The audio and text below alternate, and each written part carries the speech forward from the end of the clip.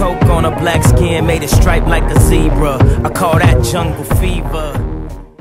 I'm Jake. I'm Tom. And we are VIMTV. Back again. Tom, does it feel good to be back? Yes. It does. We've been on a hiatus for about 6 weeks. Not because we don't like each other or anything. Me and Tom are still best buds, but you guys gotta understand, both of us moved. I think, Tom, you said this in the video you posted a week ago or so.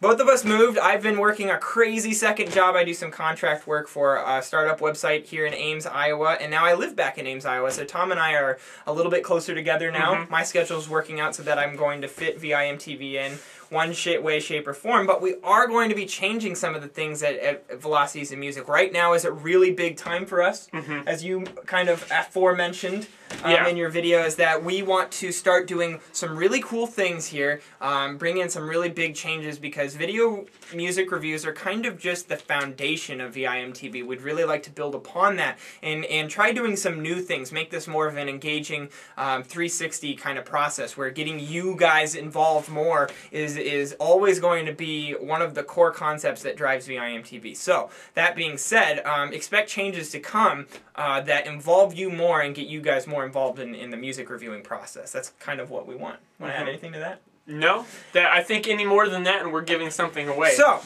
what we're going to do tonight is we're going to review 10 albums, just like we did before. These 10 albums are a little dated, our apologies. This is the set that kind of got scrapped because we had to go on a hiatus. Kind of my fault, I brought it up, you know. Well, I need to take a break. We've been ready for this set for like over a month though. Yes, and one thing that I do want to bring up is, while you know, I think that the issue has come to the viewer's attention that, you know, that reviewing music gets kind of tiring. It can be a little taxing on the reviewer. It does get boring even at times. But by no means is that why we took a hiatus. No. And I'll admit that I've thought all those things before, but really to tell you guys the truth, you guys are what makes this worthwhile for us, because we might get 5 negative comments, but we're in you know, for every 5 we have at least 1 or 2 really positive comments that make it all the more worthwhile, because that's what we get out of it, and it's really just as long as we like doing this, which after, you know, 2 years, year and a half now of reviewing music and 2 years of talking about music and talking about this idea, and now after a 6-week break, I still feel so strongly and so passionately about reviewing music, and that this is something that I want to do, and I think you agree with me. Yeah, yeah. And you're speaking for both of us right now. and I think that you guys would appreciate that too, that we're motivated and we're here to review the music because this is what we do, even when the camera's off. So we might as well just turn it on and do it with you guys. That's what she said. All right. So 10 episodes tonight. We're going to try to keep these a little brief. Like I said, they're about 6 weeks old. Going forward, we're going to hit the really big new releases. We might our frequency might go a little down, where we were doing, you know, 5 a week, every weekday. Before, it might be more like 3 a week. That's what we're gonna kind of try for now, and then hopefully over time maybe build in more, or focus on making the ones that we do, the reviews that we do, make them of a higher quality. But without further ado, we're going to review The Throne by Jay-Z and Kanye West tonight. So, Tom, do you just want to take it away, kind of give a rundown of what this project was for these guys, and what your thoughts were on the album? Well, Jay-Z and Kanye have actually been working together for a long time, since around the turn of the millennium, when they were working on The Blueprint together, which was a huge breakthrough for Jay-Z. I mean, he had some albums before that, but The Blueprint, in his discography, is considered to be a landmark, and it is a terrific rap album. And that was back when Kanye was more, played a bigger role behind the mixing board, doing the production and the mixing for albums. And that's what he did for The Blueprint, mainly. Oh, that's what his strongest suit is. Exactly. Really. I mean, I to the day I die will say that Kanye is a much better producer than rapper. I like hearing what kinds of things he can do with beats, and some noisier things that he does that strays more from the traditional hip-hop, what you hear, which we heard a lot on his release, My Beautiful Dark Twisted Fantasy, and you get a lot on Watch the Throne. And I mean, Jay-Z was on My Beautiful Dark Twisted Fantasy also. So these two are pretty close. Decided to come out with a collaborative album. And I like that. I like that, you know, for most of it, it's just the two of them rapping. They have Frank Ocean in some guest spots. They have Beyonce in a guest spot. And a couple others, you know, some sampling too. They sample Otis Redding and some others, which... I mean, that's another aspect of Kanye's production. He's very good at sampling these older songs. And really highlighting the sampled artists. Yeah, But From there, I mean, it wasn't quite what I was expecting, and I mean, I want to throw out that take a big grain of salt with that, because when it comes to someone's expectations, it can really skew what you think of it, and that's not really fair. So I'm not gonna like dock it any for this, but at the same time, I was thinking Jay-Z, Kanye, Watch the Throne, collaborative thing. It seemed to me like it was gonna be this big conceptual themed album, and it's not really there. I mean, really, it's just kind of rap, hip-hop track after another. And honestly, they're pretty high-quality tracks when it comes down to it. I like just about all these. There are a couple weaker ones.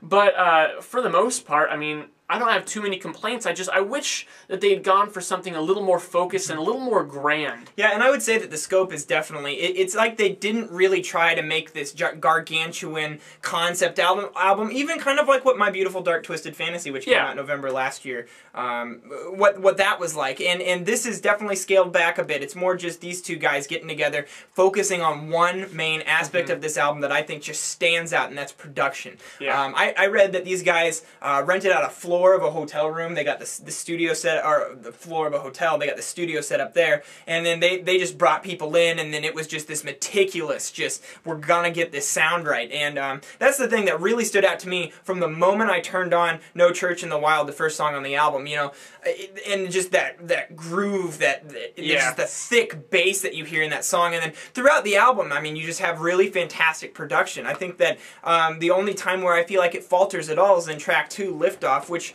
Tom and I, were talking before the camera came on. It's probably the weakest track on the album, and but to tell you the truth, I mean, it's more commercial, is what it is. Also, Beyonce's featured there. Beyonce does a good job. I think the production is what's a little too mainstream, but you kind of had to expect that on an album like this with two guys who, let's just face it, these guys are the most popular things in rap right now, and because of that, the corporations behind them, this is an asset of an album. I mean, this is going to produce revenue for these record companies, so you are going to have a song like that, I think. So I actually, for what it is, I actually think it's quite good, considering that it is the corporate kind of sellout track. Other than that, I think that this album actually did a good job of staying away from that theme. Yeah. But overall, I think that the only other thing I'd like to really point out is lyrics. That's something that did bother me. Now, I really like the themes that these guys went after: money, fame, the consequences of success. That's something that both these guys have had to deal with in their spare time, specifically Kanye publicly, but Jay-Z raps all the time about this kind of stuff, especially, how it impacts his day-to-day life and how it's affected him as a person and how people perceive him, especially his family members. And while I think that these themes are very good, I don't feel like these guys handled it in the best way. There's a lot of really cheesy lyrics on this thing. And sometimes that kills the genuine aspect that they work to build up. And they work hard at it, and then just one line can kill it sometimes. And what really bothers me about it is I don't buy for a minute that these guys aren't intelligent. These guys are at the top of their game because they're so intelligent. So I think it's almost a sales trick or a gimmick when they start talking like idiots in their music. And I really don't like that. And I'm not saying it's all the time. It's only points throughout the album. But I do think, as a whole, it weakens the album just a little bit. But other than that, I love the production, the intensity and attitude. And I actually think that a lot of the songwriting that these guys incorporated in structuring these things and writing the different electronic parts is actually quite good. It never really gets boring. It never really gets bland. And I will give them this. I think that Kanye and Jay-Z make a good pair. They're stronger together than they are on their own. I find that I can, if I listen to too much just Jay-Z or just too much Kanye himself, I get kind of annoyed. But together, or you got Jay-Z's, after every line. That gets annoying. But together, they balance each other out a little better. And I like that collaborative aspect. I just don't want Kanye to sing ever again. No. Even with auto-tune, it's just putrid. And yeah, I love his production. Actually, his rapping every once in a while is all right. Yeah. I definitely preferred it on My Beautiful Dark Twisted Fantasy, but I think Jay-Z makes up for that here. But overall, I'm feeling like this is a fairly strong album. I know it's a little bit higher than what a lot of music critics will give it, but I'm going to go 81. I did enjoy this, and I am going to come back to it because of this genre of music. I feel like these guys are at the top of their game, and they actually do produce really likable music, even though there's some things that may be crass that detract from the overall album as a whole. I totally agree. I'm going to 82. I really did. I enjoyed this album. Think there's a lot of things they could do better, but I really liked it. Now, we know that this album came out now by the time you're viewing this a few months ago, so what did you guys think of this when you heard it? You've had some time to digest it and really develop an opinion about it. I'm interested to hear, as Tom is too, what did you guys think? Do you guys agree with this? Did you think that this was a strong outing for these two guys, their first official full collaboration? You know, do you want to see them work more together in the future? Let us know at www.velocitiesandmusic.com or youtube.com/velocitiesandmusic. Facebook, Twitter, do it. I'm Jake. I'm Tom. And we're very glad to be back. Thank you guys for watching. Go, take your pick. Jackson, Tyson, Jordan, Game 6. Fall so hard, got a broke clock. Rollies that don't tick-tock. All the Mars that's losing time.